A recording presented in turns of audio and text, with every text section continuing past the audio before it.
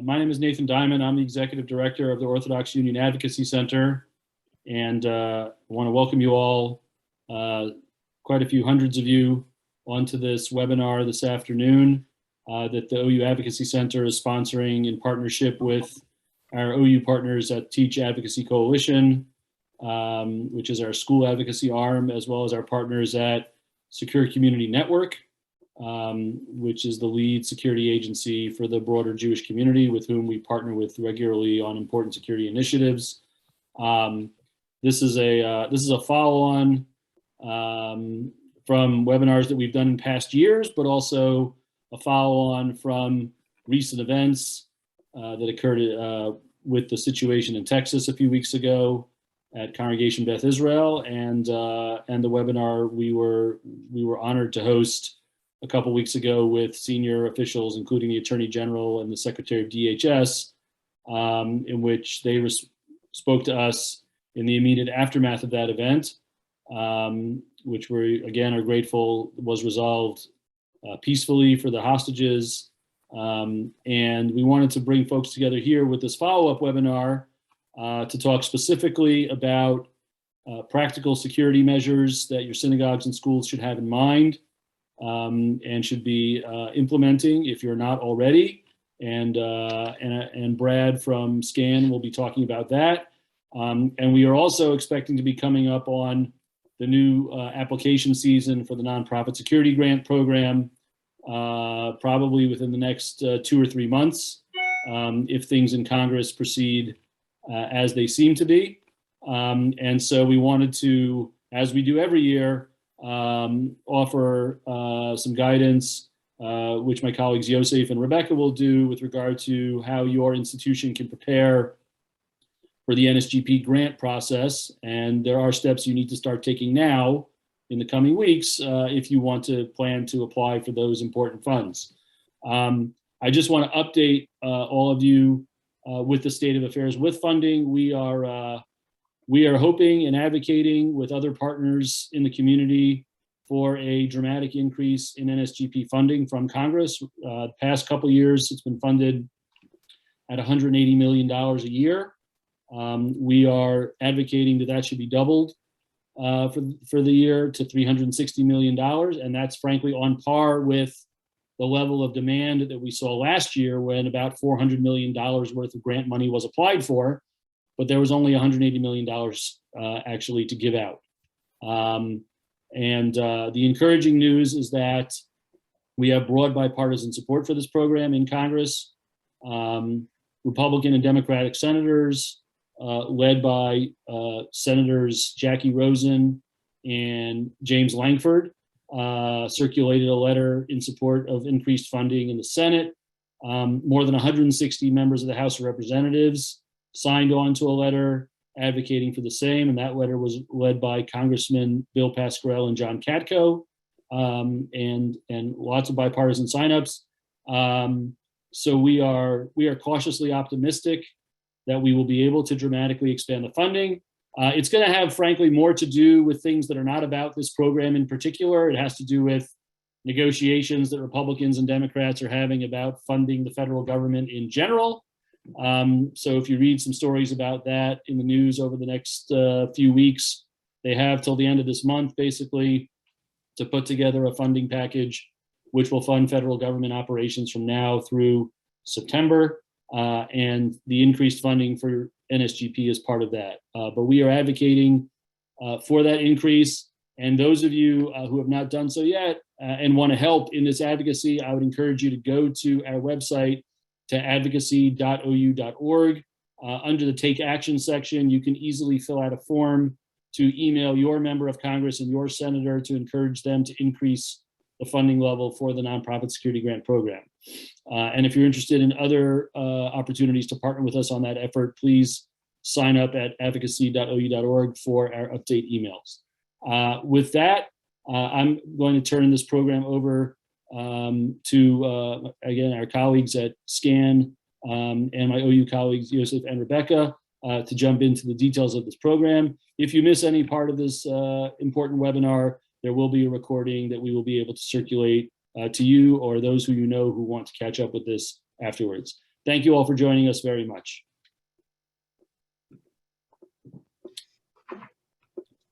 Hi, everyone.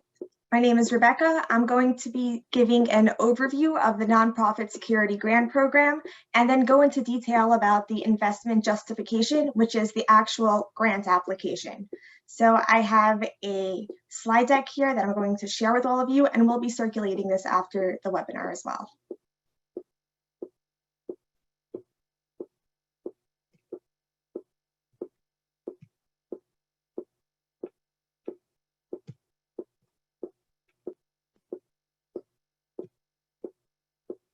Okay.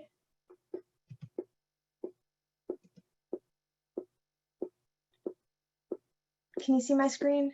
Can everyone see it? Yes, you did see it, it just disappeared. Hold on, please.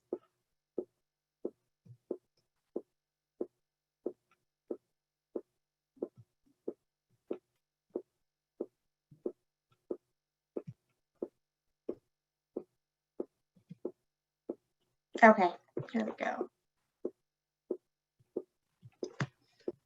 Okay, so like Nathan mentioned, this nonprofit security grant program was launched in 2004, and in fiscal year 2021, $180 million was allocated to nonprofits at risk of terrorist attacks to apply for security measures for their organizations.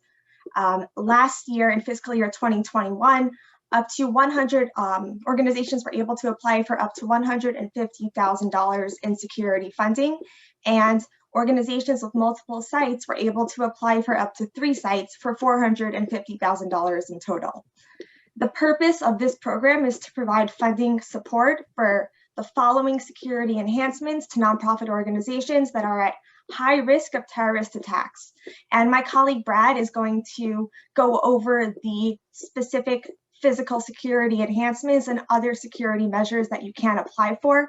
I'll just give an overview. So you can apply for physical security enhancements, emergency planning, security related exercises, trainings, and contracted security personnel. Who can apply for this grant program? Eligible 501c3s that are at risk of terrorist attacks. And the way that this program works is that money is divided into 2 pots. There is an urban area pot of money, which last year was allocated $90 million. And the federal government designates 31 or about anywhere between 30 and 35 urban areas throughout the United States that are able to apply for this pot of $90 million in money. So the urban areas actually change from year to year.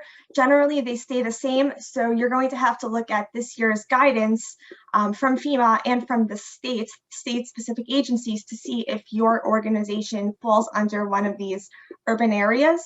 So last year in 2021, there were 31 designated urban areas.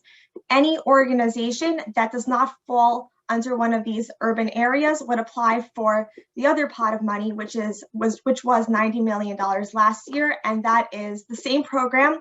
It's just you'd be applying for the nonprofit security grant program, just state specific. So you're going to have to apply either under option 1 or option 2, and applying to the wrong program will actually disqualify an application. How much money is available? So based off of last year, like I mentioned, $90 million was allocated to urban areas and another $90 million was allocated to the rest of the state. Expectations for 2022. The Notice of Funding Opportunity, the NOFO, is released by FEMA, and that's usually released in late February. And then the way it works is that the federal government releases their NOFO to the states. Each state has a state administering agency that then tacks on their own rules for the grant, and they have about 4 weeks to add their own rules and then release the grant application, the request for applications to the state itself. So you're going to have, once it gets released to the states, you only have about 4 weeks to apply, so you should really begin preparing your applications as soon as possible. And then you'll be noticed of your grant award, or if you weren't awarded the grant, on or about September 1st. So it usually takes a few months for the review process. This is a competitive grant, meaning that you may not be awarded funds if you apply. The grant is scored twice, first by the state and then by the federal government, and the highest scores will be awarded. It is also reimbursement based, meaning that you will be laying out money and the state will be reimbursing you. In general, you have a 36-month period of performance to do all security work and to get reimbursed for the grant. So the overview of the NSGP process is, like I said, FEMA releases the notice of funding opportunities, the states release a request for applications, and then there's requirements tacked on by the states that need to be met. One very important piece that Brad is going to be going over with you is the vulnerability assessment piece. This is a requirement for every applicant and for every institution that you are applying for. There is a DUNS number, which most organizations have, but if you don't, I'll be going over some tips on how to receive a DUNS number. And then there's additional state-specific requirements. So for example, New York State has specific pre-qualification requirements that must be met before applying for this grant. There's the actual grant writing, and I'm going to be using this term a lot in my presentation. The actual application is called an investment justification. And then there's grant submission, which can be different based on the state that you're applying in. In New York State, there is a portal that you have to apply through. And then in other states, it's simply just emailing the state administering agency. So it depends on your state. Okay, like I mentioned before, every state has a state administrative agency. So you're going to, the SAA is the only entity eligible to apply for and submit the application for NSGP. So that means that you're not actually submitting your investment justification, your grant application to FEMA. It's going through the state process first. Okay, DUNS number. I know some people have questions about DUNS numbers. Most large organizations already have a DUNS number. If your organization does not yet have one, or if you're not sure if you have one, you're able to just simply look it up on the website, or you can call Dun & Bradstreet to see if you have a DUNS number and to see if it's valid. Make sure that it's a valid DUNS number. You're going to need to provide some basic information, and then it takes about 2 to 3 business days to receive a DUNS number. It's free and it's a very easy process. So make sure you have one. You can get started on that right now. Okay, authorized equipment and allowable costs. Brad is going to be going through target hardening specific equipment that you can apply for. Like I said, you can apply for target hardening equipment. This includes training, planning, and contracted security personnel. One big piece of the investment justification, the grant application, is a vulnerability or risk assessment. Brad will be walking you through this piece. And this is a requirement for every application. It needs to be submitted in addition to your investment justification. Okay, I'm going to go through the sections of the grant application. Section 1 is not scored. It's simple applicant information.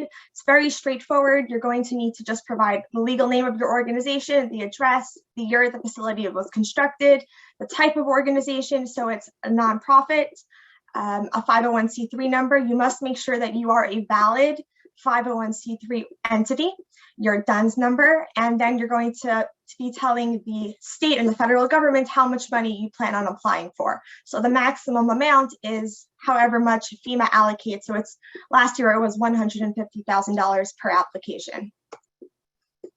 Okay, you're also going to include the organization type.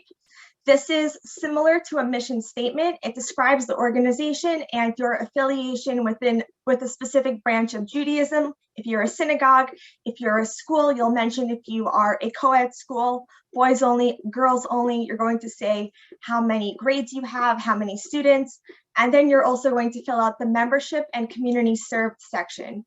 So this section talks about the services and programming that you offer, how many members, staff, students you have, the days and hours of operation, and your general population that your organization serves. The background section is pretty important. It gives the reviewers an idea of what type of organization you are. You're going to include the symbolic value of your institution. So you're going to say whether it's an iconic site, if it's a designated on the National Historic Registry.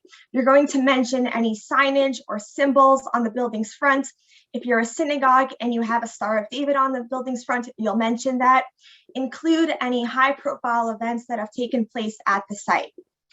The second paragraph is going to be your role in responding to and recovering from terrorist attacks.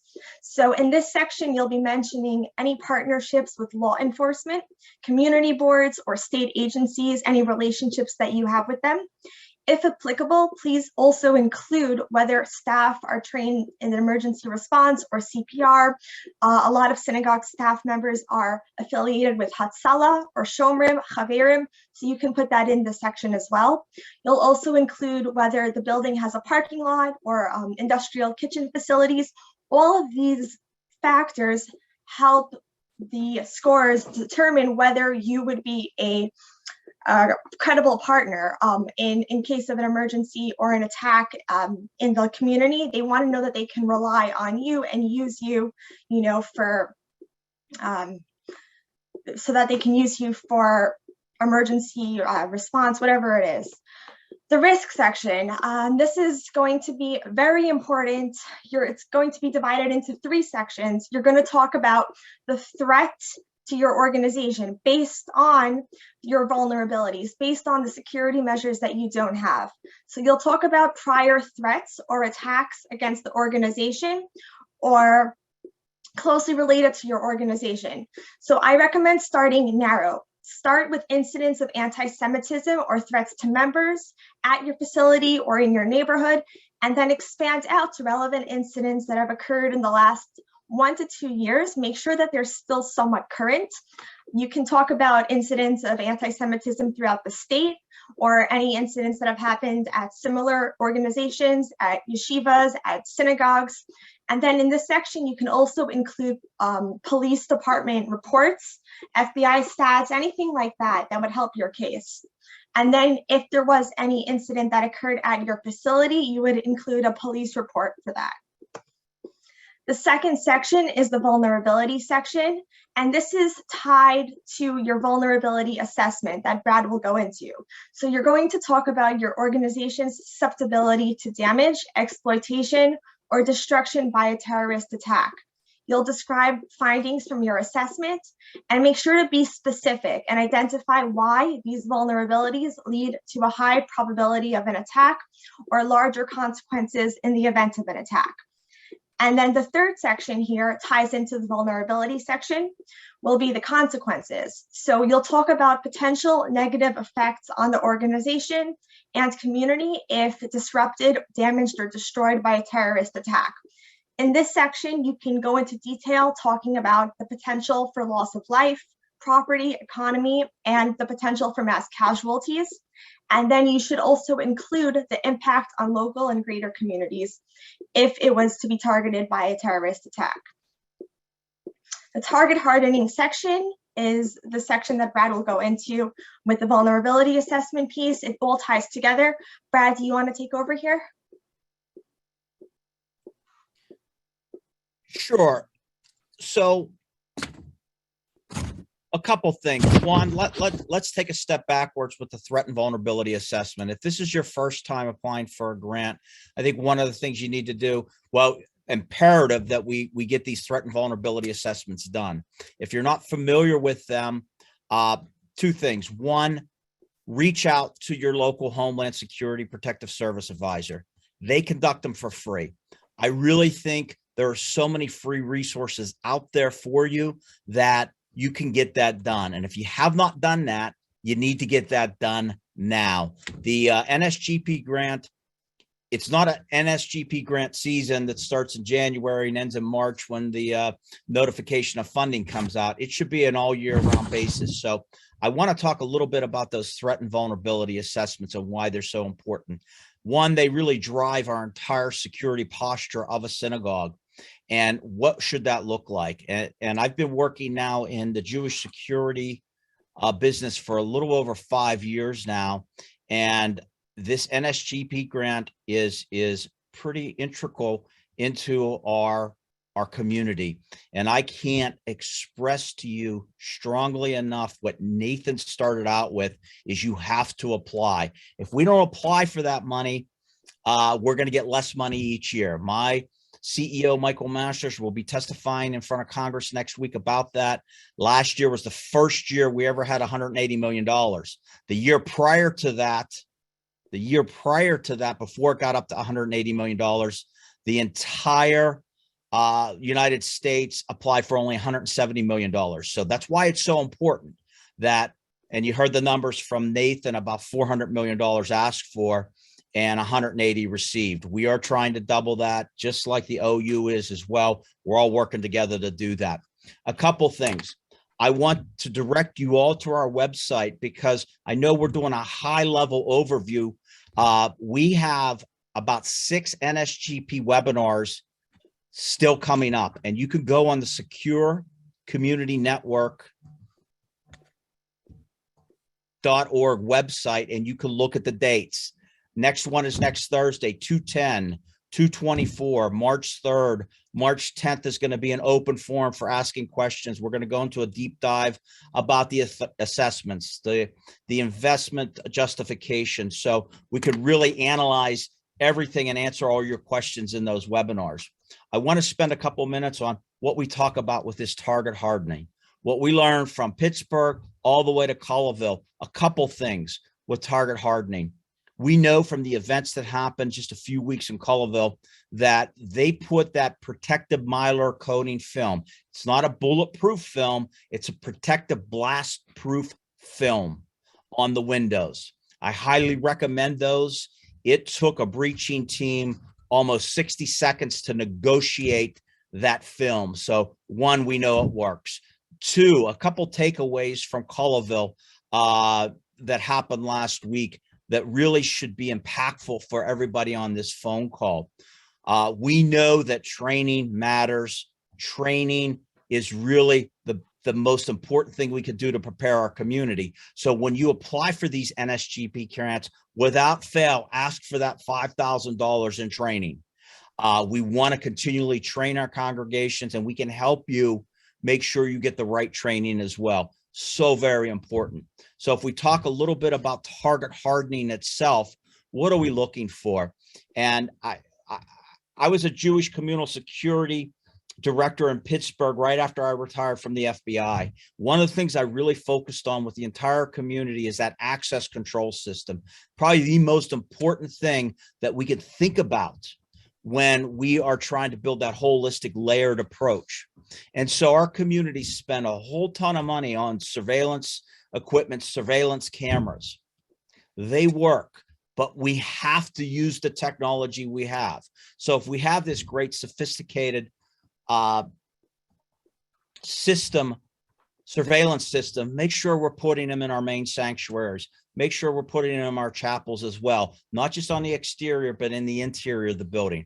Because if something bad happens, we need to be able to turn that footage over to law enforcement so they can effectuate a good threat mitigation strategy, just like Colleyville. Now, our 4 hostages, 1 was released and the 3 others saved their own lives.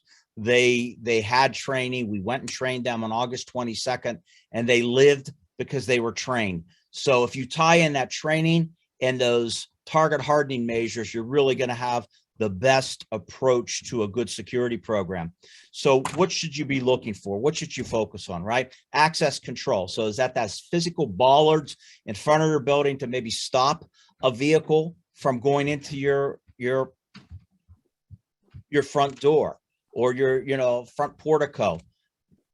So many people just get entrenched and think about just bollards. If you have a hill and there's not a way you can get a car up to do that and get good speed, you might not think the bollards are the first thing. You're going to want to think about that access control, building man traps within your shul where you have the ability to control access inside the building or maybe vet a threat outside the building. So that's really what we want to think about. So I'd focus on those access control, Rebecca talked about that authorized equipment list.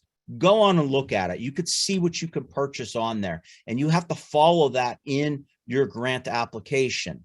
And that threat and vulnerability justification really drives, when you do your investment justification, what you are looking for, whether it's access control, whether it's fencing around your building, whether it's, you know, whatever that is, lighting, extra lighting outside. So you want to think through that, but we can't get that grant written until we do that threat and vulnerability assessment, and that'll identify your major gaps and vulnerabilities. And that's what you focus on when you do your actual target hardening. I also want to refer you back to other documents. We have low cost, no cost measures as well. We have a great 9-page document that's a fill in the blanks as your maintenance folks or your security team, your safety team can walk around your facility and actually target harden by just very simple common sense measures. So I encourage you all to go on our website, get that 9-page document as well. We also, as I saw one of Rebecca's slides, we have an incredible self-assessment tool that's really built and tied in to the NSGP grant. So you can actually download that as well, and it'll kind of walk you through those priorities that you need in that self-assessment.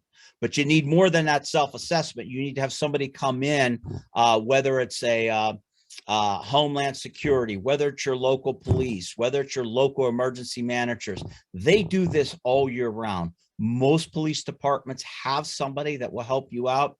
If you have trouble, let us know. We'll help you try to find those free resources.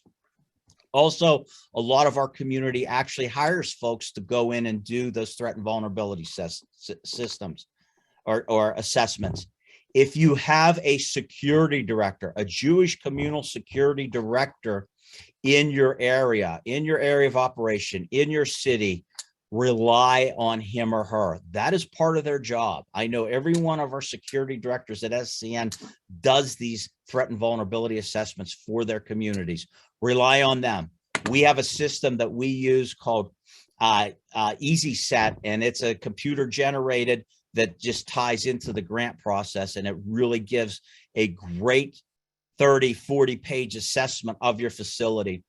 And I so want to emphasize these threat and vulnerability assessments are just not for that grant season. This is how we really develop our emergency operation procedures for our particular organization. So you got to rely on those. Second, with the cameras, one of the things we've always talked about prior to Collaville when we do training is use that technology. So if you have that safety security team and we're at high holidays, or we're at a typical Friday night or Saturday morning service, we have these usher greeters. We train these usher greeters. Let's start using that technology and have somebody view those videos. I know it's not a fun job, but that's our eyes and ears on security layer protection. Also, we want to make sure if we have those IP-based camera systems, we want to make sure more than one person in your shul has access to view the cameras remotely. So if something bad happens in there, we just don't have the temple administrator or the congregation president who has access. We have several members of our safety team who can turn that over to law enforcement. Incredibly important. A lot of our shuls have a mismatch of surveillance cameras tied into our alarm systems, Nest or Ring, those Ring doorbells. We need to make sure they're integrated. We need to make sure when we change the passwords that they're updated, that everybody who should have access has the new passwords as well. These are just kind of a few takeaways of what we saw in Collaville and other events throughout the country. So keep that in mind. Now, when we talk specifically about the grant, please get with your local PD. Get those crime stats there as well for your locality.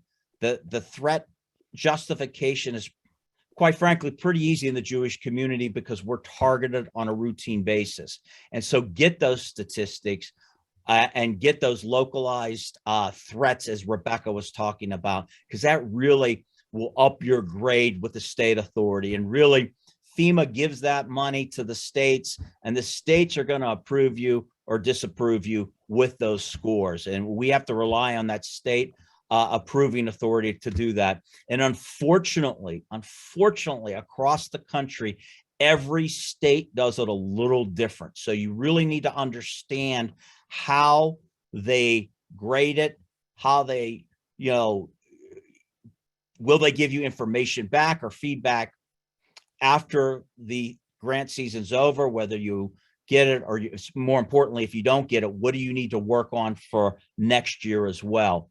And we really need to be tied in with those state authorities, because they are going to drive when that grant is due.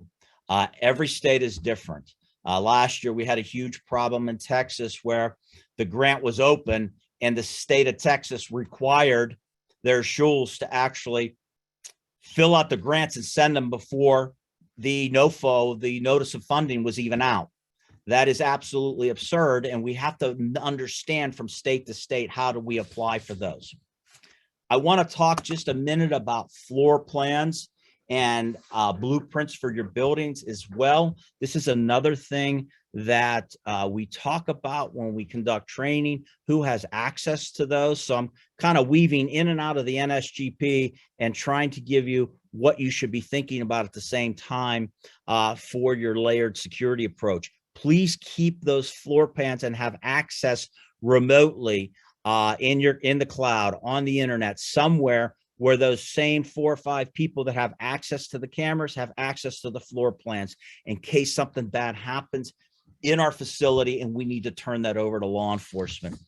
And lastly, and I know I just have a few minutes to talk, you need to coordinate with local law enforcement. You need to get those first responders in and out of your facility routinely. Open up your facilities to let them do training in there. Why do we do that? One, we want to be good partners with law enforcement. 2, we want as many first responders in our facilities as we can. So I'm going to leave you with, please go on our website, and I'm happy to answer any questions with Rebecca and Nathan and others. Take a look at our NSGP grant program webinars. Every Thursday, 2:00 Eastern. They're on there. So our experts, we have hired a grant manager. We have a community protections director now who really is putting together those threat assessments nationally, and how we work on really unifying the Jewish community through these threat and vulnerability assessments as well. So we have so many members on our team that are going to provide you that information, that detailed information in these webinars. To help you get that fund you so desperately need. Rebecca, with that, I'll turn that back over to you, and we can move forward and answer any questions, or if you have anything else. Thanks, Brad. I'm going to finish up with the investment justification, and then we'll take any questions. So Brad went over the target hardening section, which, as he mentioned, is crucial to your grant application. I'll finish up with the project milestones, which needs to be a description of key activities of the project throughout the grant period of performance. This is used as a performance measure for monitoring progress. I'll share my screen again.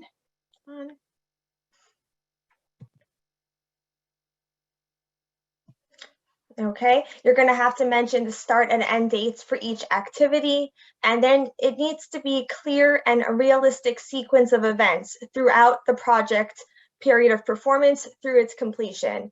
Ensure that the milestones cover and include all state requirements. You should be including the EHP review process.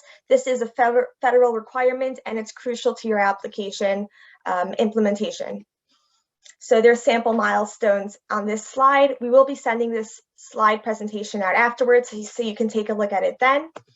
And then the project management section is where you will be appointing a project manager and key staff or board members who will be part of the process. You're going to include the contact information for your project manager, and then you should be including additional backgrounds and relevant experience or qualifications. If your project manager has security training, you should put that into this paragraph. If they have any construction or project management experience, put that here as well.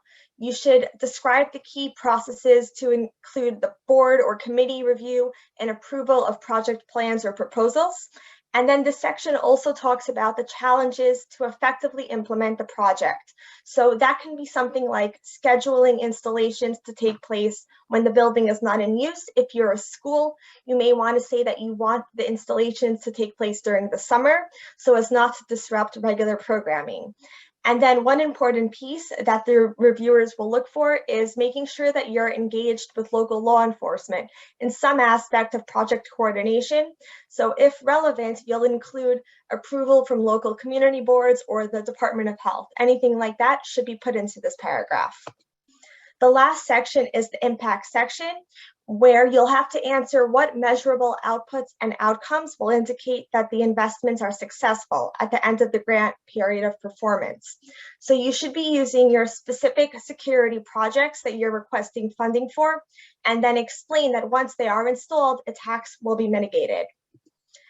And then the last question is, which specific FEMA designated core capabilities does this investment achieve? So there's different ways to answer this question. The most common response to this question is taking from the 5 categories of prevention, protection, mitigation, response, and recovery. So you should explain how each project supports the building or sustaining of one or more of those 5 core capabilities. And then the most commonly used areas are prevention and protection. So you should tie that back to your actual grant application. And for example, if you are requesting funding for access controls, you can tie that into prevention and protection very easily. So that's how this question should be answered. Okay, and then there's evaluating criteria. So it gets scored again by the state and then by the federal government. They're looking at your vulnerability assessment. They're looking at your investment justification. And really you need to be making a case for why you should be awarded funding and why your facility is vulnerable. Best practices for grant writing include staying organized. You should use a numbering system and then remain consistent in all investment justification sections. So in your vulnerability section, you can use access controls and the lack of access controls, perimeter lighting, and let's say reinforced doors. And then you should also include that in your target hardening section. And numbering helps with the grant application, and it helps the reviewers remain focused on what you are applying for. You should prioritize your biggest security concerns and apply for those security items first. Based off of your vulnerability assessment, you can get together with your organization's security committee, if you have one, and try to figure out which measures would be best to apply for in this grant application. And then finally, remember character limits. This investment justification does have character limits in almost all of the sections. So I recommend drafting your answers on a Word document first before copying it over to the investment justification. Our organization, I'm part of Teach Coalition, which is a division of the OU. We have a grant writing team. We do offer application reviews and full grant writing services. So you can get in touch with me at my email address here for more information on that. And then I have here a checklist of what you should be doing now to prepare your applications. And I believe we are ready for questions. So the floor is open to questions. I believe Yosef will facilitate the questions. I'll stop sharing my screen. Okay. Thanks, Rebecca. Hi, everybody. Okay, so we're going to go through the question and answers. The first is more of it's not really a question, but it's more just a piece of information from Fred Cohen, who works at the Hebrew Free Loan Society. And the Hebrew Free Loan Society does great work in this program, in that they offer loans to organizations. This is a reimbursement program, the NSGP. So you have to put money, you actually have to spend the money to get it reimbursed. And for some organizations, especially smaller synagogues, it's a very hard thing to do. You're talking about $150,000. So Hebrew Free Loan Society does have these bridge loans for grant recipients to be able to forward that money, and then and then they just pay back the loan when they get reimbursed. So thank you, Fred, for posting that. The next question, actually, there's two questions that are very similar from Michael Fishbein and Wendy Glazer. They're asking about the Homeland Protective Service advisor for your area. How is that somebody who works for DHS, and how do you find this person? I don't know if any of our panelists can speak to that. I can handle that one. Thanks, Brett. Not a problem. So the easiest thing to do is just go on CISA's website. What CISA is Homeland Security. It's the Cyber Security and Infrastructure Security Agency. And under that is the Protective Security Advisors. What you could do is you can just, there's a link to email in your area to identify who your protective security advisor is, and then to schedule a meeting with him or her. Now that protective security advisor, that's what he or she does. They do assessments. So that just Google protective security advisors, and you'll get linked on the CISA website, and you'll be able to get a hold of that, because you really need to have an assessment within the 3-year time period. So you want to make sure your assessment's no older than 3 years.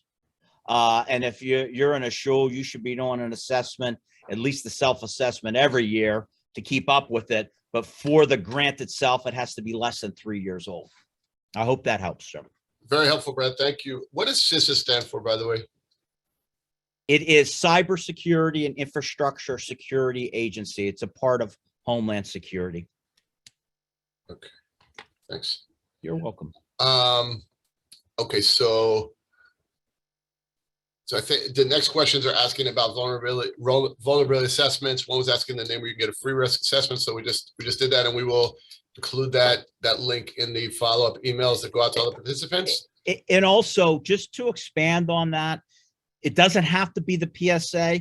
They usually have one PSA. They're spread kind of thin. So I would build in redundancies to your request.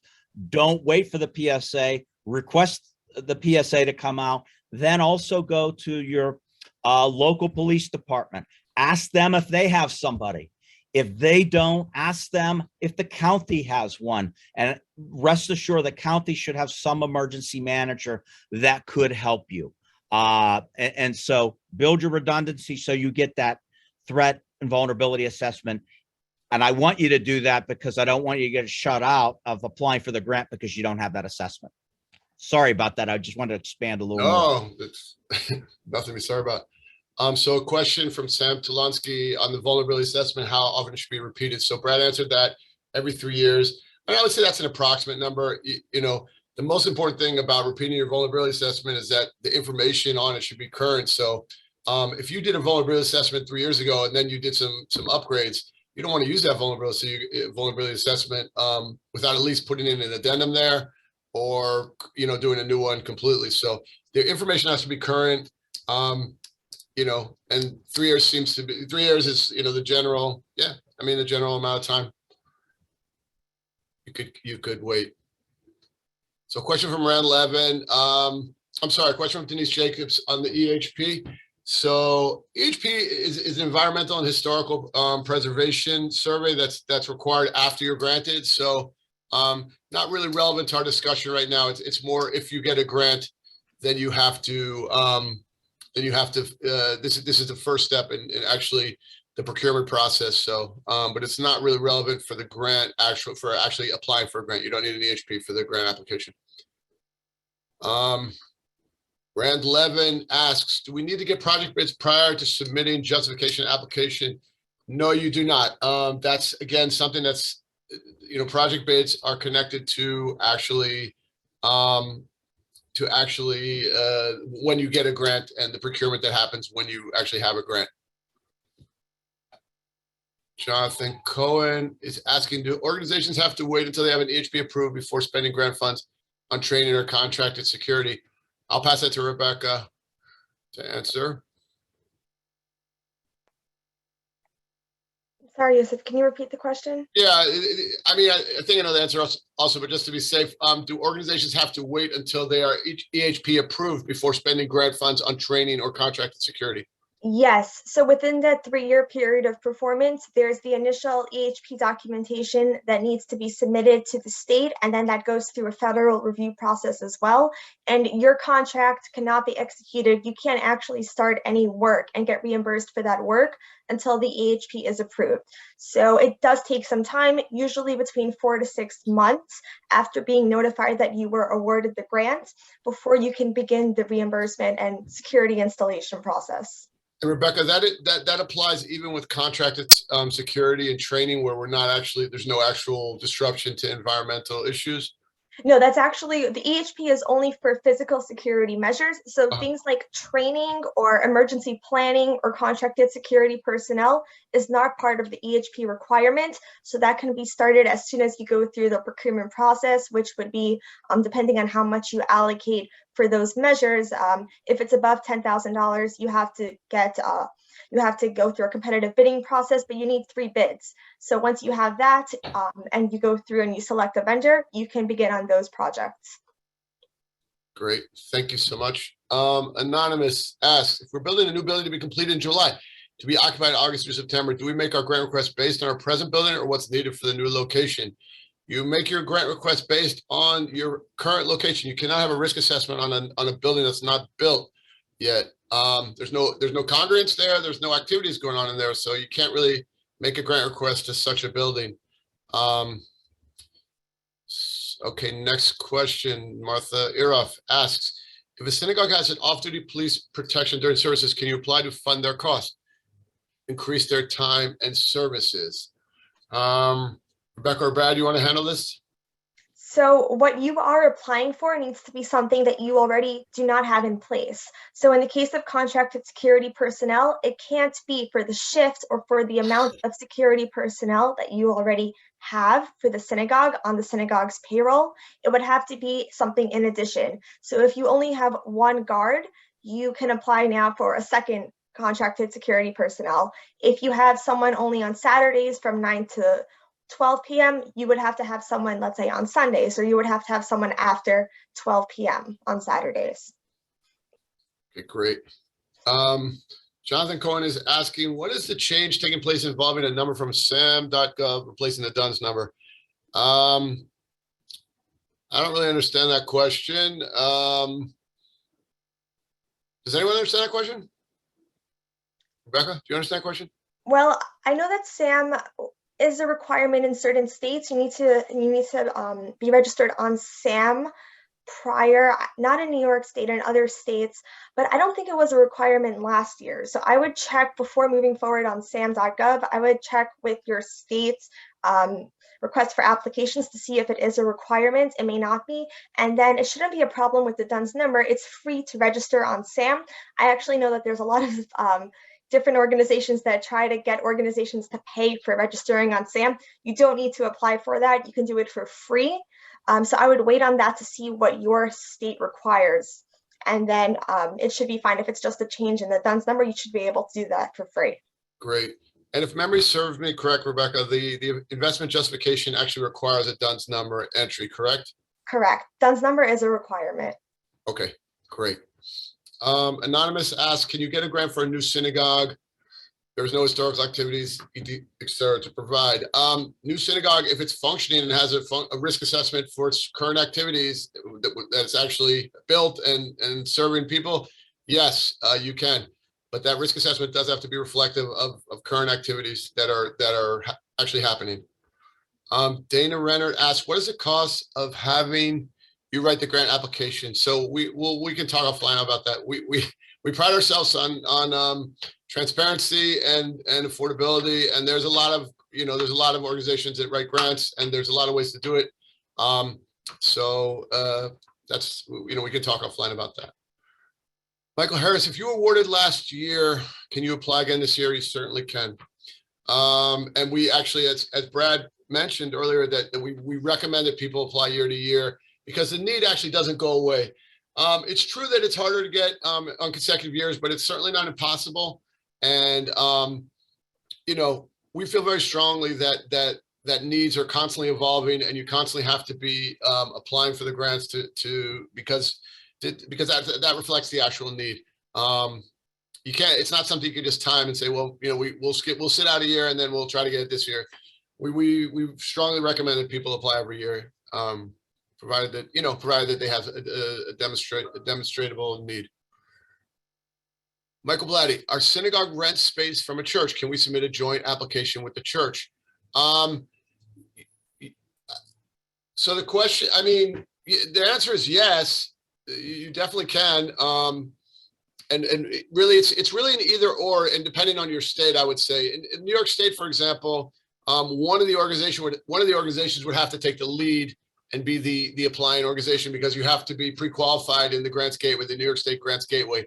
Other states might not require that, and so how you would put that proposal together might vary from state to state, but you certainly can apply together. And I mean, in theory, Brad, you might want to speak on this also, but in theory, you could have a risk assessment that encompasses both the church and the synagogue demographics and membership, activities, etc. I would think that would be the right way to do it, actually, that it's most inclusive of everything that's going on there. Yeah, I absolutely. And I guess it would depend on, is the space being rented its own space that has no access to the church, right? So I've actually worked in communities where they had everything walled off. One church had its own security, the other had it.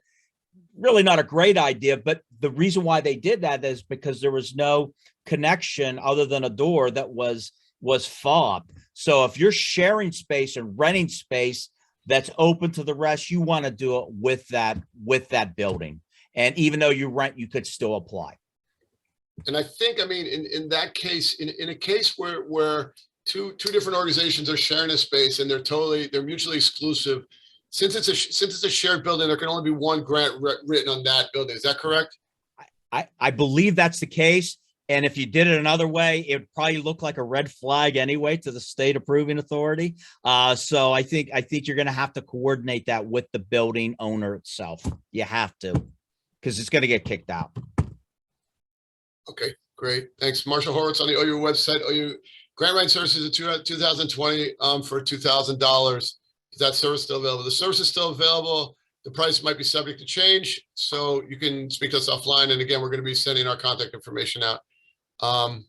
Anonymous attendee, is an assessment completed in July 2021 current enough? It certainly is, as long as it's, as long as there's been no measures, that significantly change that assessment.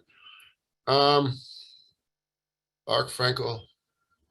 If my organization was awarded this grant in 2019 or 2020, is it less likely we'd be awarded this grant? We haven't yet finished spending our funds awarded then. 2, can we apply again to help with additional costs that our project unexpectedly incurred, or for additional upgrades, security personnel for the coming year? So the answer is it less likely we'll be awarded this grant? So there is a bonus point system for organizations that were never awarded funds. So any organization that's been awarded funds will not get bonus points. So there is in that sense, you could say it's less likely that I mean, technically that might be a drop less likely depending on the amount of bonus points. But as we said before, we'd strongly recommend you apply every year. You can certainly get funded again. To answer your second question, and for any of your needs, whether they're new needs that came up based on your old grant or other needs, certainly you can apply. Okay, Vadim, excuse my mispronunciation. I lost it. I just went a little, sorry. Vadim Kolotz-Tushkin report is asking, so I'm just going to summarize. There's been a lot of attacks in his city.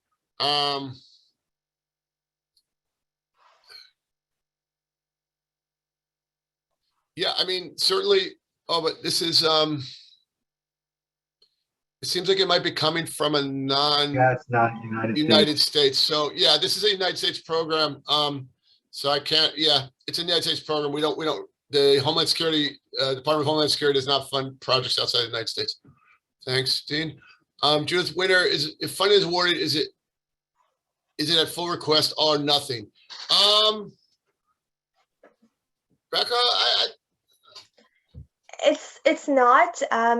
The reviewers do want to see that you're applying for measures that are, relevant to your facility. I don't see why an organization would apply for less than a full amount allowed. So if FEMA allows organizations to apply for up to $150,000 per facility, you should definitely utilize that and apply for the full amount. I don't think that that the reviewers would deny an organization if they apply for less, but I mean, why wouldn't you apply for the full amount? great. Louis Schiller is asking, what's the EHP? The EHP is an environmental historical preservation survey that you have to do. It's fairly straightforward. It's only if you're funded. So yeah. Link Cole asks, who can we hire to do the training? Rebecca or Brad, are there any specific rubrics that a training body, a training organization has to meet, the qualifications? As far as I know, the organization will need to provide the training curriculum to their grant representative, and they would have to get that curriculum approved. There are no additional requirements, and it could be for any kind of security training for staff or other personnel, either to train them on security protocols or for them to train others, or let's say congregants, on emergency response and security protocol as well. Thank you. Anonymous is asking, when is the next possibility to apply for a grant? So as stated at the intro to the presentations, we're waiting for the final release of funding through the omnibus spending bill, which is the way that the federal government operates their appropriations. And generally that comes out, I mean, I think the funding comes out for the federal government like March, April generally, and then it's released to the states, and the states turn around their own specific process. As mentioned by both Brad and Rebecca, it's imperative that you start this process now. First of all, by finding out what your state process is, making sure you have a process in place for getting a risk assessment or doing a self-assessment. And any kind of pre-grant work, if there's some sort of pre-grant system that you have to be approved on, like in New York, or if you have to register through federation in certain states that Brad referenced, which is, I've seen also, you have to work on that right away. So there's really, it's not too early now, even though the grant has not yet been released. It's very important to start working on it now. That's why we're having the webinar, and SCN is having multiple webinars because, we really can't really stress this enough. I work mainly with schools, and with schools, the MO is always, wait till it's close, the deadline's close, and then you dedicate all your resources to the project. That's not really, you can't really do that here, because the application windows are really, really short. In New York, for example, there was one year they released the grant, and there was an 11-day window to file your grant. I mean, you can't wake up at the last minute. So it's February. This is not even early, to tell you the truth. So really strongly urge everyone to take this, if you want to apply for the grant, to take it seriously and get moving now. And I think I'd echo it. It's late. It's not early. And I'd say we need to work on this yesterday. So I just want to emphasize that point. If you're looking to apply, let's start working on that now. You could pull the actual application from last year. It's not going to be much different. It doesn't change from year to year. There might be some nuanced differences. So you could start filling that out, getting your assessment done, having your DUNS number. Those things should already be done. And if they're not done, let's start them now. It's the bottom line. Thank you, Brad. Yes, sir. Michael Salzbank, have you heard that since many did not receive funding last year, those that did in the past most likely will not receive this year?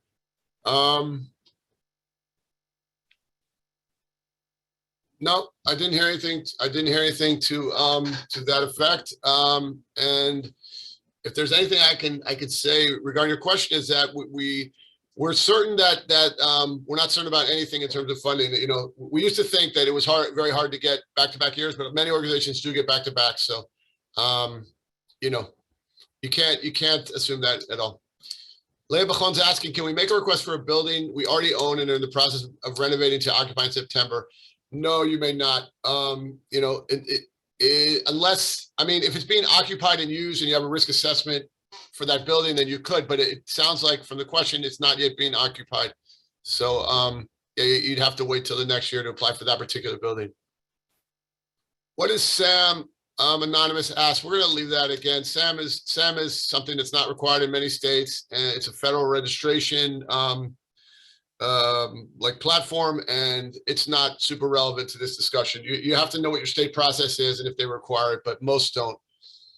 Michael Salzbank is asking, I'm pretty certain the state has to pre-approve the curriculum and agenda and the vendor prior to any training. Correct. That's what Rebecca said prior, and that is correct. Aki Fleshler is asking, my synagogue residents SEN for consulting planning, we contribute annually to the funding of the community's SEN security director. Can we apply for and use the funding for training to support our contributions? Brad, you want to take that one? You're muted, Brad. Could you repeat that? My internet's going in and out. Can you say that sure. again, please?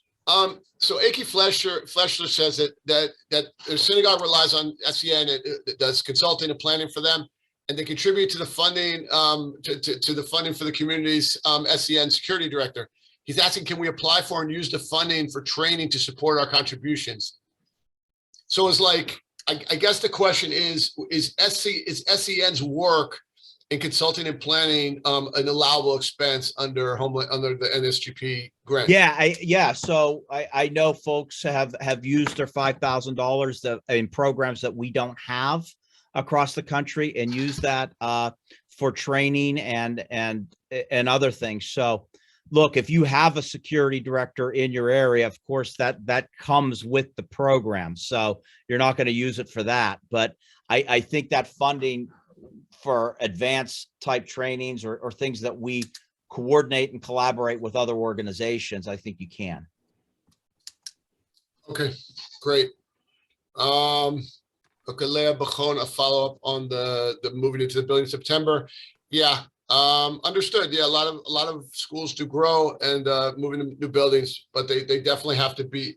It actually the actual building is what you're applying for the grant for. So if it's not being occupied currently, or at the time of the grant, and there's not a current risk assessment, you can't apply for that building.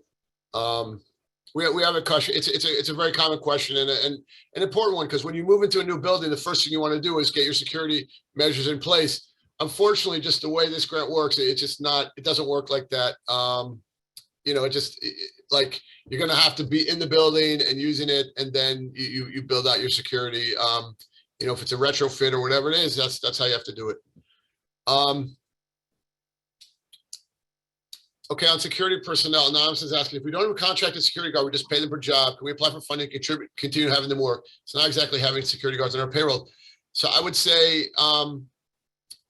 as per Rebecca, I mean, you know, you can only apply for, however they're on payroll or if they're contracted, but if whatever you've been using them you're using them in whatever capacity until now, whatever you're going to be applying for has to be an increase in that capacity or something additional to what they're currently doing, whether they're paid on payroll or whether they're paid as a contractor. It does need to be an increased. You know, the Homeland Security is not really looking to fund things that you're doing on your own. They're looking to fund things that are going to improve your situation. Added security guard coverage is certainly an improvement to your situation, but it shouldn't. But the level that you have till now is what you've done on your own, which is great. But you can't apply retroactively sort of to fund that. And to add on to that, you would be able to tell, if you do apply for contracted security personnel, you can tell the vendor that you usually work with that, you know, you have an open project and you want them to bid on this project now. So you need 3 bids and they can be one of those bids. Great. Joseph, if I could just interject, because I have to jump to another community meeting. A couple things. One, if you go to our website, securecommunity.org, we have a separate section on NSGP. We have frequently asked questions. Please take a look at the webinar schedule and what we're focusing on that particular week. So we're actually doing deep dives into each one of these sections to help fill out the grant. And I think it's going to answer a lot of questions, especially if it's your first time. And there's also that threat and vulnerability self-assessment tool. Please utilize that stuff. And you could also submit a question through our community protection program as well. If you have any additional questions for us, we're more than happy to answer those questions. And I apologize, I got to go to another community and present at 4:15. So I'm going to have to jump here right now. So thank you. Thank you so much, Brad, for your participation and your insights. And we posted the website in the chat, and also it will be sent out in the follow-up materials after the webinar. So thanks again, Brad, and we really value your partnership. Thank you. Thank you much. Take care, everybody. Take care. Okay, Chris Colbert. More Colbert. Questions so far.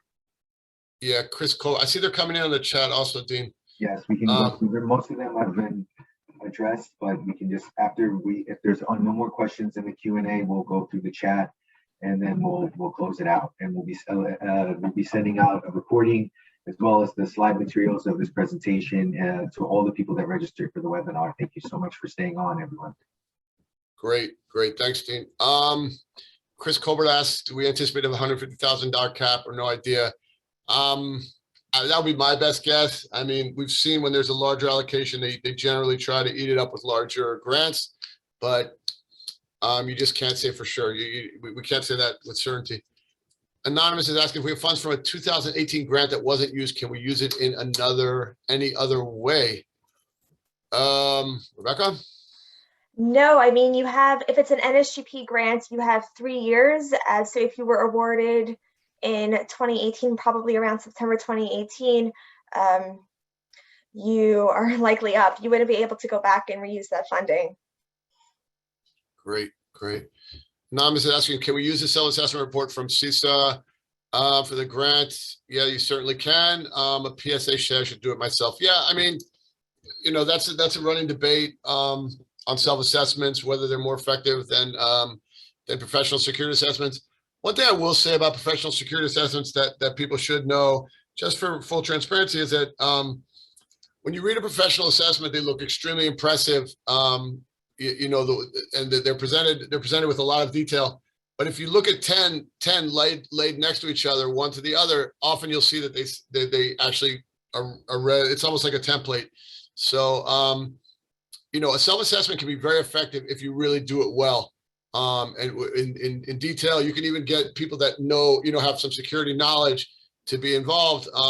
Could be very effective. But I would recommend also on this issue to have conversations with your state granting body so that, you know, they'll weigh on whether, you know, how they view self-assessments. According to the federal government, self-assessment is perfectly acceptable. Right. It's not scored any differently than a private assessment or one done by your local police department. They're all weighed equally. So Anonymous is asking, do you or your organization process grant applications for us and help with all the parts needed for this application's fees? Yes, we do. And again, you can reach out to the contact information that we will provide in the follow-up emails. Wow, I was feeling kind of left out when I didn't get to present, and now I got all this Q&A stuff. I mean, this is crazy. We went through a lot, and we fielded 39 questions in a rapid succession. That was wonderful. Thank you guys. I think we'll close the Q&A session. I'm just double checking our chat to see if there's any questions that we didn't already address. I did notice one request to hear Dean Andrews present. So Dean, can you go over what's going to go out after the webinar? Sure. Now, by the way, whoever asked that question is a very smart person. That's Marcia Kramer. So you're very smart, Marcia, because Dean is behind the whole webinar. He knows the entire. Dean was the key to the entire webinar. I want to thank him before we go off the webinar because without him it wouldn't happen. And but then Dean, please go over the. So I'm also all three of us, Rebecca and Joseph and I, were part of the Teach Coalition team. I'm one of our legislative and community coordinators, and you know, if you can reach out to any three of us after the webinar for more information about Teach Coalition, our services, and myriad services we do for our member schools as well as non-member schools on grant writing applications and various different things we do across the state and across the country for schools on this issue and other government funding issues. I also wanted to plug, we have a government funding hotline where you can send in these questions, any question that has to do with government funding in your state for your school. The email for that is govfunds@teachcoalition.org. We also have a phone number that you can leave voicemails on, and that's the email address. We'll include all those contacts, including the personal contact information for us and Brad, and also Nathan Diamond, who opened us up, who is our executive director for OU Advocacy. I think we just got 2 more questions in the Q&A. And there's a question here in the chat. It's from Jonathan Liber. It said, we have already addressed the concerns raised in our vulnerability assessment for our first grant. Do we need another one if we're seeking a second grant, mostly for security guards and strengthening the glass on the doors in the shul?